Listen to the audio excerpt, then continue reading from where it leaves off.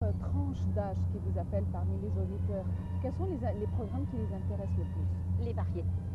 Ah, Et les variétés avec tout ce qui passe, qui est à la mode aujourd'hui. Et moi, je dois dire que je ne suis pas du tout lancée dans ce genre de musique. Donc, je laisse ce soin à mes jeunes collègues. Moi, je suis plus classique, mettons. J'aime bien la chanson française, mais l'ancienne chanson française. Et j'aime beaucoup la musique classique. Donc, c'est ce qui me sauve un petit peu, puisque et comment vous j'ai faites? cette émission. Justement, là, c'est un défi qui Pourquoi? s'oppose aux journalistes ou aux présentateurs. Vous avez votre propre goût, mais disons que le marché, à présent, demande ce genre de chansons. Comment vous, à votre avis, que doit-on faire? Est-ce que nous devons nous plier à ce marché qui s'est fini, ou bien on essaye un petit peu d'imposer les règles d'autrefois, la musique classique? Comment vous Eh faites? bien, il faut faire la part des choses. C'est-à-dire qu'il faut en quelque sorte se plier aussi à ce marché, à sa façon. Laisser le soin à des présentateurs plus jeunes qui savent mieux que nous de quoi il en revient avec ce genre de musique. Ne pas imposer par la force ce que vous aimez, mais essayer quand même d'offrir à votre auditeur ou à votre téléspectateur aussi des choses plus culturelles. Parce que pour moi, ce genre de musique, pop, rap, etc., c'est très bien, les jeunes adorent ça, mais ce n'est pas vraiment culturel. Et la culture est à la base de l'éducation. Donc, bien sûr, pour les personnes d'un âge plus avancé, cette culture existe déjà à l'intérieur d'eux-mêmes. Mais pour les jeunes, et il y en a beaucoup, qui se laissent cultiver, justement, qui aiment. J'ai été vraiment surprise au dernier spectacle à l'Opéra du Caire, le dernier spectacle de ballet, de voir le nombre de jeunes qui étaient dans la salle. Je n'avais jamais vu autant de jeunes, et quand je veux dire des jeunes, ça veut dire entre 15 et 25 et 30 ans. Une quantité de jeunes garçons et filles qui ont apprécié le spectacle d'une façon incroyable, donc ils ont besoin de ça aussi. Ils ont besoin de cette culture. Ils ont besoin de l'art, que ce soit la musique, que ce soit le ballet, le théâtre, la peinture. Et c'est notre rôle à nous de leur offrir ça.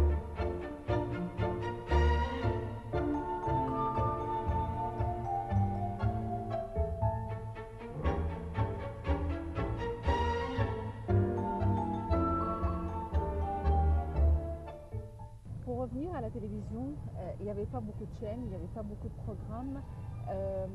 Est-ce que vous trouvez qu'aujourd'hui, avec toute cette variété de chaînes satellitaires, de programmes, est-ce que vous trouvez que cette variété est un atout ou au contraire, c'est l'embarras du choix finalement, on se concentre sur rien? Euh, Là, il faudrait ouvrir une parenthèse. Il y a une variété de programmes, il y a énormément de chaînes, mais finalement, ces programmes se ressemblent tous. Tous. Vous avez le même genre de discussion de ce qu'on appelle aujourd'hui les talk shows sur toutes les chaînes qui sont exactement pareilles, avec les mêmes personnes qui sont invitées en plus. Donc, ils n'ont rien à dire de nouveau. Vous passez d'une chaîne à l'autre et c'est pareil. C'est pareil. Peut-être que certains programmes de variété sont différents, que certains programmes, pas les talk shows, mais d'autres émissions présentées sont différentes. Mais une fois de plus, celui qui fait le succès de son talk show ou de son émission, c'est le présentateur. C'est le Et présentateur. qu'est-ce que vous apprenez aux nouveaux présentateurs, les nouveaux journalistes de nos jours à la radio?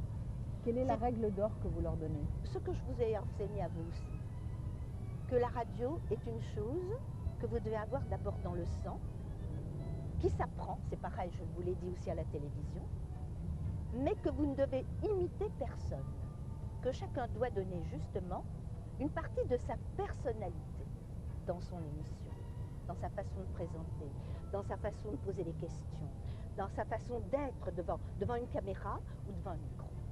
Et c'est là toute la différence. Parce que ces chaînes de télévision aujourd'hui, vous choisissez qui pour suivre le programme? Le présentateur. Vous préférez celui-ci ou celle-là? Et c'est comme ça que vous choisissez votre émission, non? Et gardez votre personnalité, c'est le plus important. Et Moi, je me rappelle que les présentateurs qui étaient les plus anciens, qu'on considère comme les professeurs éminents, n'étaient jamais satisfaits des plus jeunes et avaient toujours des remarques négatives à leur faire. Enfin, je ne parle pas de vous précisément, Non, mais ça a été pareil, ça m'a été fait aussi, parce que je dois dire que moi, celui qui m'a formé, ça a été Jacques Elissa, d'un autre côté, ça a été Ismet Rafat. Donc, j'ai toujours eu énormément de respect, et à l'inverse des jeunes d'aujourd'hui, je n'ai jamais dit non à un ancien. J'ai toujours respecté ce qu'il m'a... Et d'ailleurs, grâce à ça peut-être que j'ai pu avancer dans le métier. Est-ce que vous trouvez que les jeunes journalistes, que ce soit à la radio ou à la télévision, sont plutôt rebelles vis-à-vis des conseils qu'on leur donne? Parce que c'est toute une génération qui est rebelle. Et c'est toute une génération qui pourrait être celle de nos enfants, qui pensent qu'ils savent mieux que les plus âgés, qu'ils savent tout. On ne sait jamais tout et on ne peut absolument pas. Il faut grimper les échelons de l'échelle pour arriver au sommet. On ne peut pas être projeté au sommet depuis le début.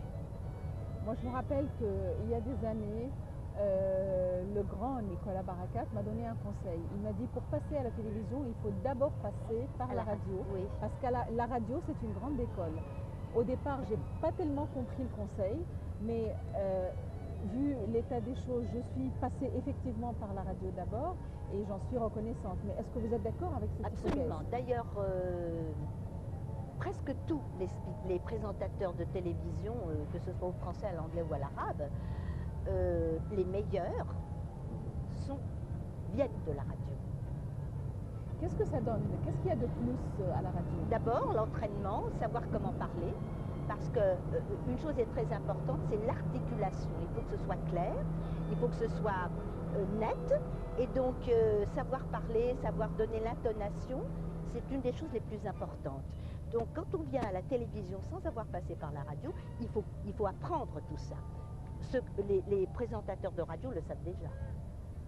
Donc il y a ce côté, il y a aussi le côté de la culture, parce qu'à la radio, nous présentons absolument toutes sortes d'émissions, nous sommes en charge du studio, c'est-à-dire des shifts, nous lisons les bulletins d'information, donc on apprend un petit peu de tout. Et à la radio, on n'a que sa voix pour faire la différence entre absolument, il n'y a que la voix. Matières à présenter. À la télévision, peut-être qu'on est secondé par la photo, par l'image, par le film qui va passer. Voilà, et puis c'est toute une équipe. Voilà, et donc la voix d'un présentateur, je parle maintenant de la radio, est très importante parce que c'est le lien avec l'oreille, avec l'auditeur. On ne peut pas présenter toutes les émissions d'une même façon. C'est-à-dire on ne peut pas lire un bulletin d'information qu'on présenterait une émission de variété ou une émission pour les enfants.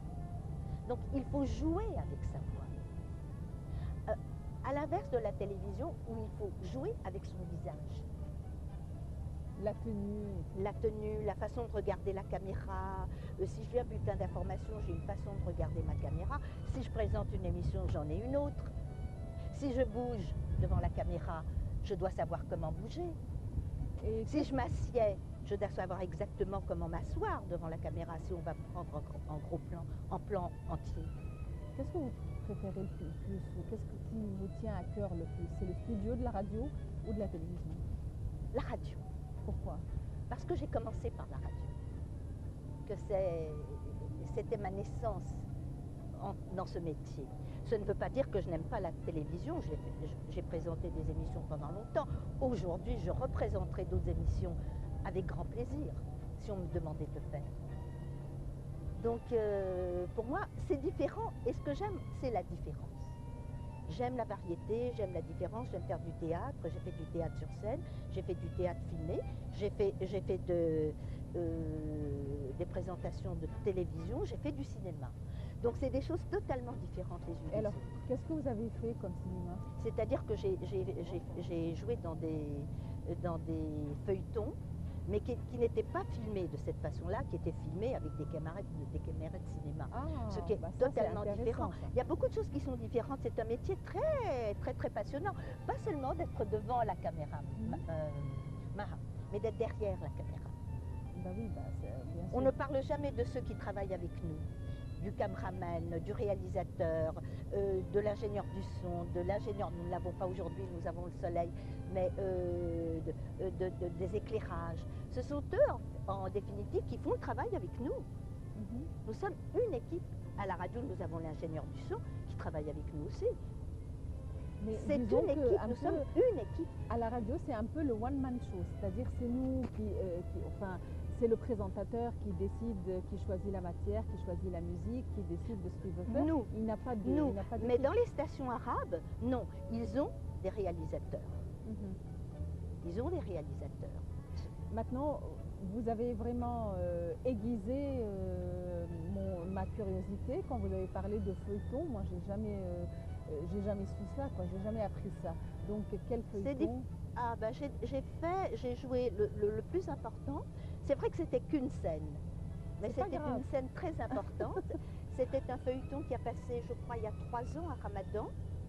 C'était un feuilleton de Enam Mohamed Ali. Et j'oublie toujours le titre du feuilleton. Mais j'avais une scène et ça a été vraiment une expérience extraordinaire. Et c'était une scène à jouer en arabe ou en français? Oui, mais moi, j'avais le rôle de Juliette Adam. Ça se passait, donc... oui, je jouais en arabe, mais aussi en français. Et elle m'avait donné la liberté totale de mes phrases en français. Et ça a été la seule expérience, parce que c'est très fatigant de faire de la télévision, du cinéma. Ça, c'était du cinéma, mais c'était aussi de la télévision, c'est-à-dire que c'était un feuilleton. Et qu'est-ce que vous avez ressenti face à cette caméra de cinéma? C'est pareil. C'est pareil. C'est-à-dire qu'il ne faut pas se laisser impressionner par la caméra.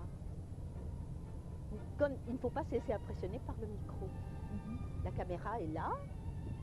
Ne regardez pas, à moins de devoir le faire comme vous maintenant, parce que vous présentez l'émission, il vous faut regarder la caméra de temps à autre.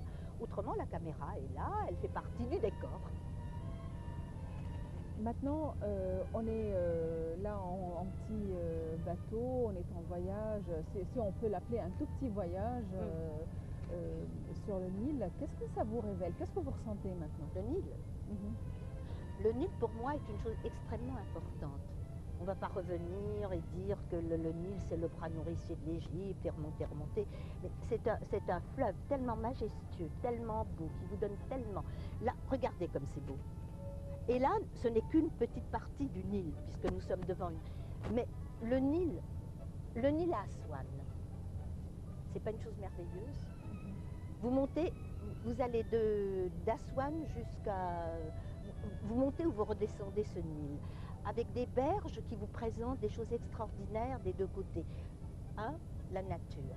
2, tous les trésors que nous avons, et je parle maintenant de tourisme. L'Égypte est une superposition de trésors.